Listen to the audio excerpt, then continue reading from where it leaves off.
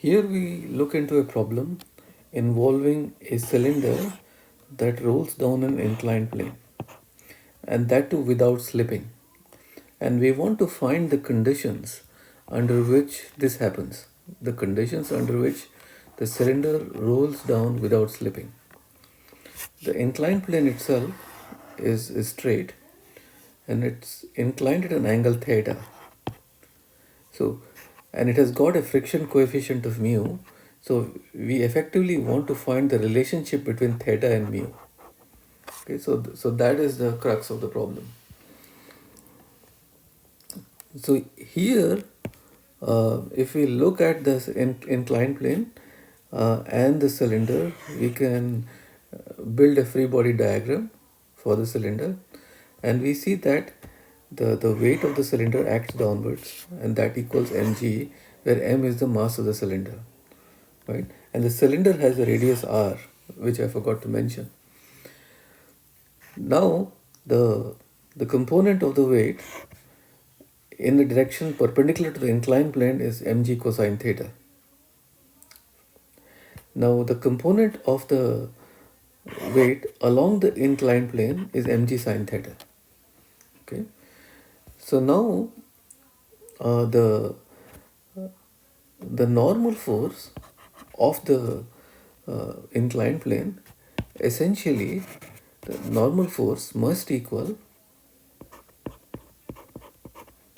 mg cosine theta for the cylinder to stay on the inclined plane. Okay? So because the forces in this direction have to balance out. So the upward force has to equal the downward force. Okay, so now we see that the friction here is equal to the mu times the normal force. So the force of friction equals mu times the normal force. So that equals mu times m times g times cosine of theta. Okay, so now we have this conundrum as to what makes the cylinder rotate. Okay, what makes it rotate? The cylinder is rotating like this, and if you see here very carefully, the these forces act through the center of mass.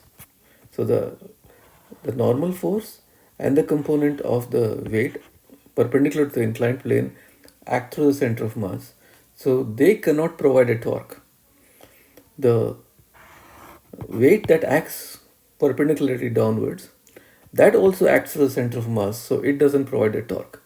And the same is true for this component as well. So the only force that's left is the friction force, and the friction force here is seen to be separated from the center by distance equal to r. Therefore, it is the friction force that provides the torque. And one of the things I want to mention that the coefficient of friction that we have is a coefficient of static friction, and that's because at the contact point between the cylinder and the inclined plane, we have this contact point. At this point, the relative velocity between the cylinder and the inclined plane is zero. So when that happens, the coefficient of friction that is involved here is is the coefficient of static friction. So we should keep that in mind. So now that we know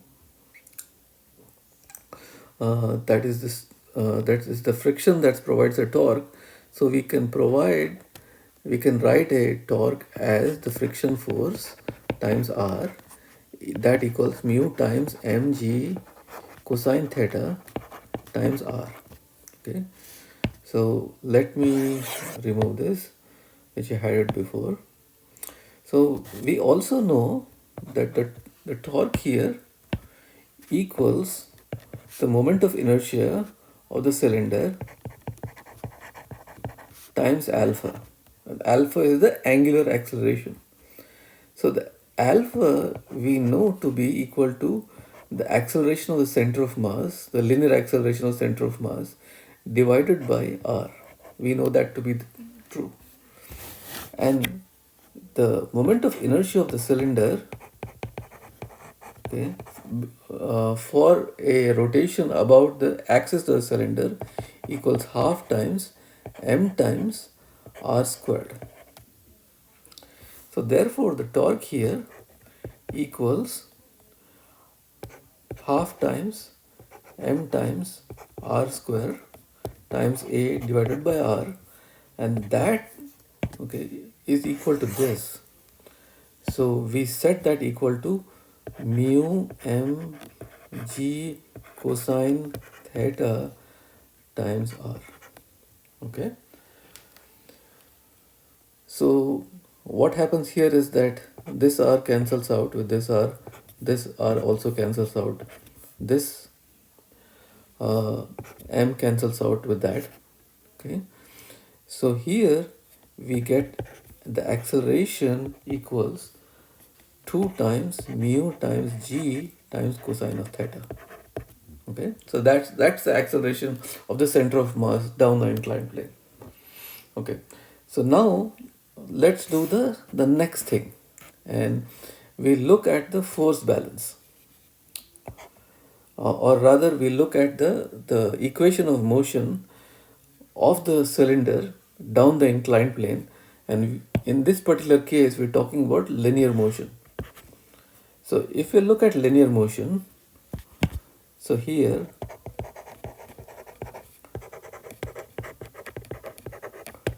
so when we write the net force on the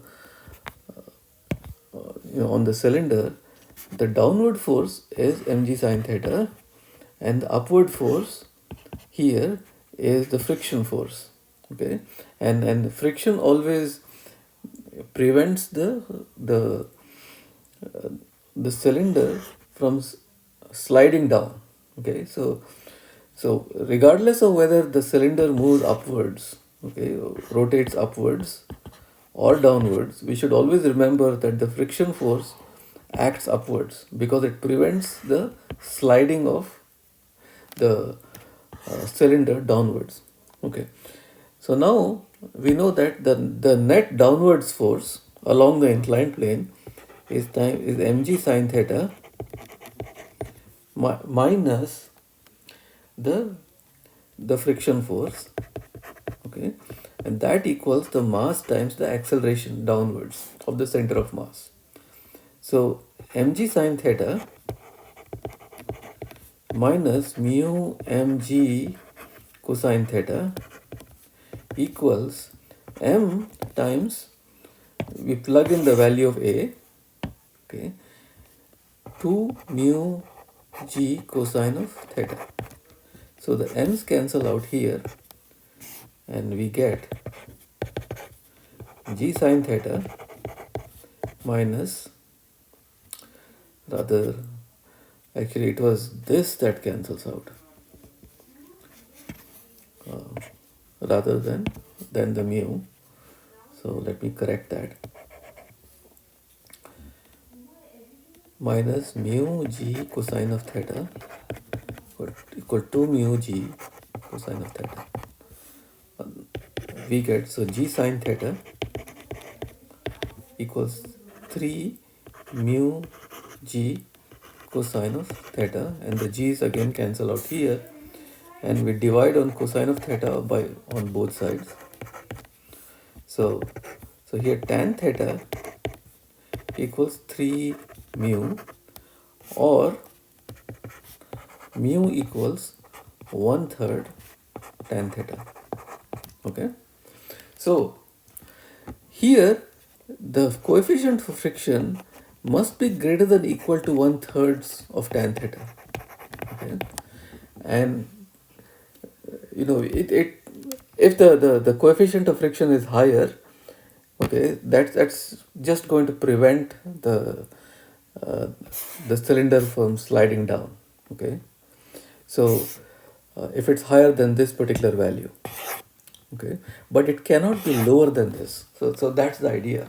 Okay, and then so here we must understand that if the only this particular condition is satisfied, okay, only if this condition is satisfied, will the cylinder roll down this uniform inclined plane.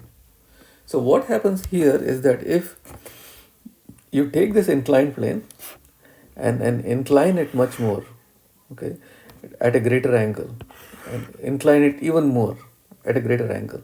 So what you would see is that the block, instead of rolling down the inclined plane, it's actually just going to slide down, and that's what would happen. So in this way, we would see, what is happening uh,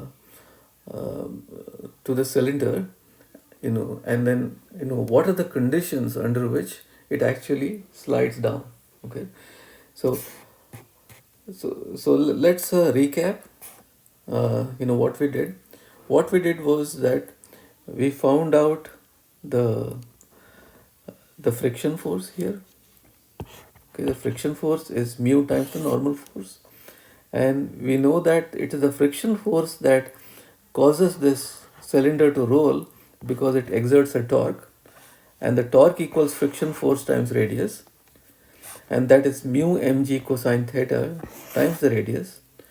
The torque is also the moment of inertia times the angular acceleration, and the angular acceleration is equal to the linear acceleration of the center of mass divided by r, and the moment of inertia of the cylinder in this case is half mr squared. So okay, so we take the torque that we got from here and we equate that to the torque from here. So when we do that, we find that the linear acceleration of the center of mass is 2 mu g cosine of theta.